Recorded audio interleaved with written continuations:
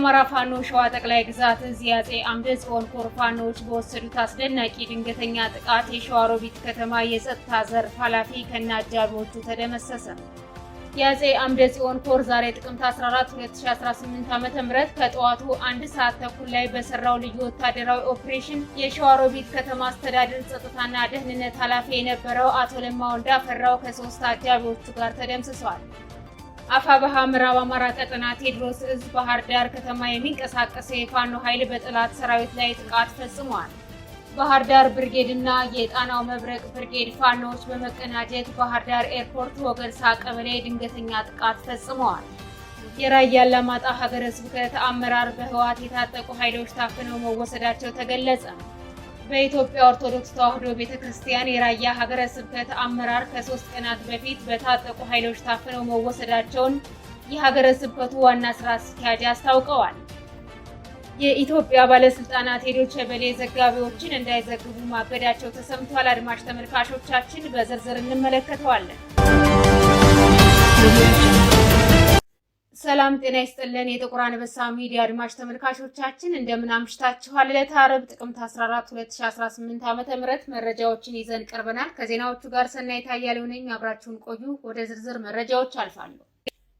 የአማራ ፋኖ ሸዋ ጠቅላይ ግዛት እዝ አፄ አምደ ጽዮን ኮር ፋኖዎች በወሰዱት አስደናቂ ድንገተኛ ጥቃት የሸዋሮቢት ከተማ የጸጥታ ዘርፍ ኃላፊ ከነአጃቢዎቹ ተደመሰሰ።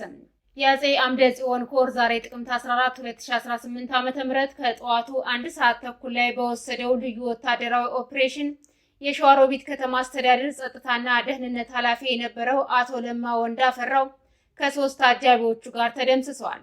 ከአጃቢዎቹ በተጨማሪም ሌሎች የብልጽግና አገልጋይ ወታደሮች እርምጃ እንደተወሰደባቸው የኮሩ ቃል አቀባይ ተናግረዋል። ለአገዛዙ በመወገን በማህበረሰቡ ላይ መጠነ ሰፊ ጥቃቶችን ሲፈጽምና ሲያስፈጽም የቆየው ባንዳ በዛሬው ዕለት በፋኖ ኃይሎች ርብርብ እስከ ወዲያኛው ተሸኝቷል። ይህ በእንዲህ እንዳለ የጸረ አማራው አገዛዝ ሰራዊት የፋኖ ቤተሰቦችን ማፈኑ ተገልጿል። ከሰሞኑ የአማራ ፋኖ ህዝባዊ ድርጅት አፋድ ሸዋ ጠቅላይ ግዛት እዝ አፄ አምደ ጽዮን ኮር በብልጽግናው ሰራዊት ላይ እየወሰደ ያለውን የተቀናጀ እርምጃ ተከትሎ በርካታ ኃይሉ ጉዳት ማስተናገዱ ይታወቃል። በዚህ ክፉኛ የተበሳጨው የአገዛዙ ኃይል ህፃናትን ጨምሮ የፋኖ ቤተሰቦችን ማገቱን የአፄ አምደ ጽዮን ኮር ሚዲያና ኮሚኒኬሽን ክፍል ኃላፊ መምህር ፋኖ ይድነቃቸው ማሙዬ ገልጸዋል። በሸዋ ጠቅላይ ግዛት መራቤቴ አውራጃ በሜዳ ወረዳ አገዛዙ ያሰማራቸው አፋኝ ቡድኖች መኖራቸውንም አረጋግጠዋል። ከዚህ ጋር በተያያዘም የአማራ ፋኖ ህዝባዊ ድርጅት አፋድ ሸዋ ጠቅላይ ግዛት እዝ የፖለቲካ መምሪያ አስተዳደር ኃላፊ ከቦታው መረጃውን ሊያደርሰን የስልክ መስመራችን ላይ ይገኛል። አድማጭ ተመልካቾቻችን ተከታትለን እንመለስ። አመሰግናለሁ። አርበኛ ኢንጂነር ቴዎድሮስ አምሰው እባላለሁ። የአማራ ፋኖ ህዝባዊ ድርጅት የሸዋ ጠቅላይ ግዛት እዝ የፖለቲካል መምሪያ አስተዳደር ኃላፊ ነኝ። እንግዲህ በግልጽ መሸነፉን ያመነውና ያወቀው የአሸባሪው ብልጽግና ስርዓት በዚህ በአጭር ጊዜ ሰዓት ውስጥ እጅግ በጣም ብዙ ዘግናኝ ነገሮችን ሲያደርግ መቆየቱ ዓለም ያወቀው ፀሐይ የሞቀው ነገር ነው። በቅርቡ እንኳን ማሳያ የሚሆነን አንገት ለአንገት ተናንቀው የራሳቸውን ጥይት ጠጥተው የሞቱትን ሴት ታጋዮቻችን እንኳን ከሞቱ በኋላ አስክሬናቸውን በማንሳት ጡታቸውን ቆርጦ ቆዳቸውን ገፎ የጭካኔ ጥጉን አሳይቶናል ማለት ነው። ይህም አልበቃ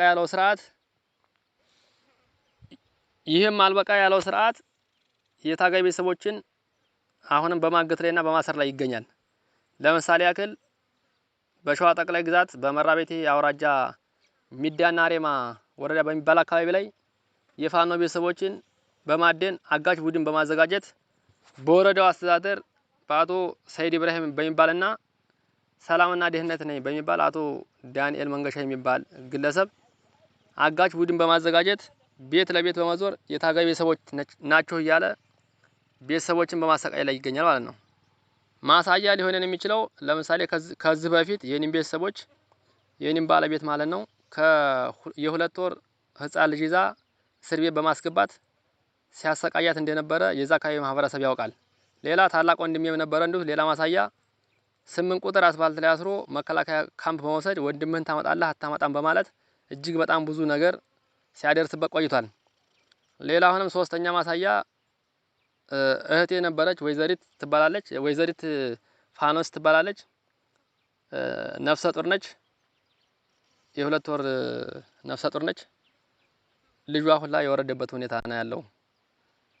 ጽንስ የማስወረድ ሁላ የተሰራበት ሁኔታ ነው ያለው። ሲያንገላቷት ሲገርፋት ማለት ነው።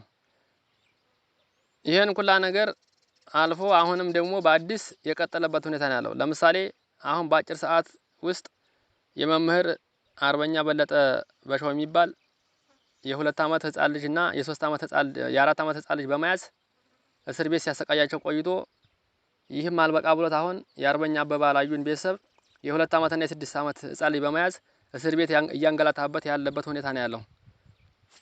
ከዚህም በላይ እጅግ በጣም ብዙ ችግሮች በጣም ብዙ ነገሮች የፈጠረበት ሁኔታ ነው ያለው።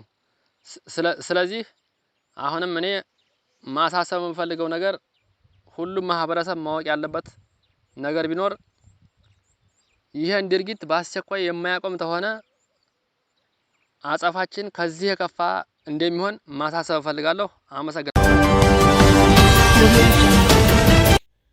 አፋብኃ ምዕራብ አማራ ቀጠና ቴዎድሮስ ዕዝ ባህር ዳር ከተማ ዙሪያ የሚንቀሳቀስ የፋኖ ኃይል በጠላት ላይ ጥቃት ፈጸመ። ባህር ዳር ብርጌድ እና የጣናው መብረቅ ብርጌድ ፋኖዎች በመቀናጀት ባህር ዳር ኤርፖርት ወገልሳ ቀበሌ ድንገተኛ ጥቃት ፈጽመዋል። በተካሄደው የደፈጣ ውጊያ በርካታ የብልጽግና ኃይሎች ሙትና ቁስለኛ የተደረጉ ሲሆን ምርኮኛ ስለመኖራቸውም የፋኖ ወታደራዊ ምንጮቻችን ተናግረዋል። ፋኖቹ ባደረጉት የደፈጣ ጥቃት 3 ብሬን፣ 1 ስናይፐር እና ሌሎች ወታደራዊ ቁሳቁሶችን ማርከዋል። በተመሳሳይ በዛሬው ዕለት የ10 አለቃ ኤፍሬም አጥናፉ ብርጌድ ፋኖችን ጨምሮ 5 ብርጌዶች በተሳተፉበት አውደ ውጊያ በጠላት ሰራዊት ላይ ከፍተኛ ሰብአዊና ወታደራዊ ኪሳራ ደርሷል።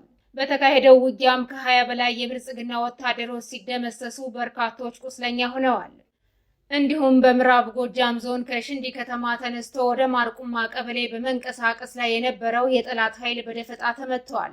ያልጠበቀው የደፈጣ ጥቃት የደረሰበት የብልጽግናው ኃይል ሙትና ቁስለኛውን ሰብስቦ ወደ መጣበት ተመልሷል ተብሏል።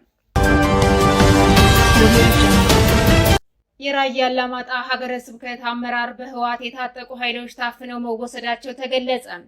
በኢትዮጵያ ኦርቶዶክስ ተዋሕዶ ቤተክርስቲያን የራያ ሀገረ ስብከት አመራር ከ3 ቀናት በፊት በታጠቁ ኃይሎች ታፍነው መወሰዳቸውን የሀገረ ስብከቱ ዋና ስራ አስኪያጅ አስታውቀዋል። ታፍነው የተወሰዱት የሀገረ ስብከቱ የሂሳብ ክፍል ኃላፊ መሆናቸውን የተናገሩ ሲሆን በትግራይ ክልል የተቋቋመው የመንበረ ሰላማ ሀገረ ስብከት መስራቾች የሆኑት የህወሓት ታጣቂዎች ለድርጊቱ ተጠያቂ ናቸው ብለዋል።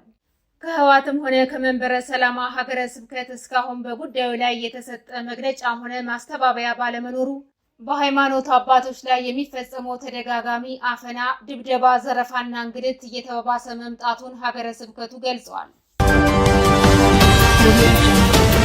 የኢትዮጵያ ባለስልጣናት የዶይቼ ቬለ ዘጋቢዎችን እንዳይዘግቡ ማድረጋቸው ተሰማ።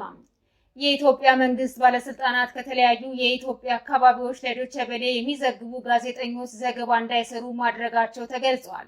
ከ1980ዎቹ ጀምሮ ኢትዮጵያ ውስጥ በሚገኙ ዘጋቢዎች አማካኝነት የኢትዮጵያን ፖለቲካ፣ ምጣኔ ሀብታዊ፣ ማህበራዊ ጉዳዮችንና የአፍሪካ ህብረትን ጨምሮ ኢትዮጵያ ውስጥ የሚንቀሳቀሱ አካባቢያዊ፣ ሀገራዊና ዓለም አቀፋዊ ድርጅቶች፣ ተቋማትና ማህበራትን እንቅስቃሴና ክንዋኔዎችን ሲዘግቡ ስለመቆየታቸው ዶይቼ ቬለ አስታውቋል። ዓለም አቀፉ ማሰራጫ ጣቢያ ከ2010 ጀምሮ የወኪሎችን ቁጥር በማሳደግ መቀሌ፣ ባህር ዳር፣ ደሴ፣ አዲስ አበባ፣ ሐዋሳ፣ ድሬዳዋና አሶሳ በሚገኙ 9 ወኪሎቻቸው አማካኝነት መረጃዎችን በማሰባሰብ ገለልተኛ፣ ሚዛናዊና ትክክለኛ ዘገባዎችን ለኢትዮጵያ ሕዝብ ያሰራጫሉ ሲልም አክሏል። ይሁንና የኢትዮጵያ መገናኛ ብዙሃን ባለስልጣን ዛሬ በጻፈው ደብዳቤ ዶይቼ ቬለና ወኪሎቹ የኢትዮጵያ ሕግና ደንብን ጥሰዋል፣ ሙያዊ ስነ ምግባር አላከበሩም በማለት ወቅሰዋል። ባለስልጣኑ ከዛሬ ጀምሮ ኢትዮጵያ ውስጥ የሚገኙ የዶይቼ ቬለ ዘጋቢዎችን የሥራ ፈቃዳቸውን ለጊዜው ማገዱን አስታውቋል። ባለስልጣኑ ጊዜያዊ ያለው እገዳ ስለሚቆይበት ጊዜ የተገለጸ ነገር የለም ሲል ዶይቼ ቬለ ገልጿል። የተወደዳችሁና የተከበራችሁ አድማጭ ተመልካቾቻችን ለዛሬ ያዝንላችሁ መረጃዎች እነዚህን ይመስሉ ነበር። የዩቲዩብ ቻናላችንን ላይክ፣ ሼር፣ ሰብስክራይብ እንድታደርጉ በአክብሮት እንጠይቃለን።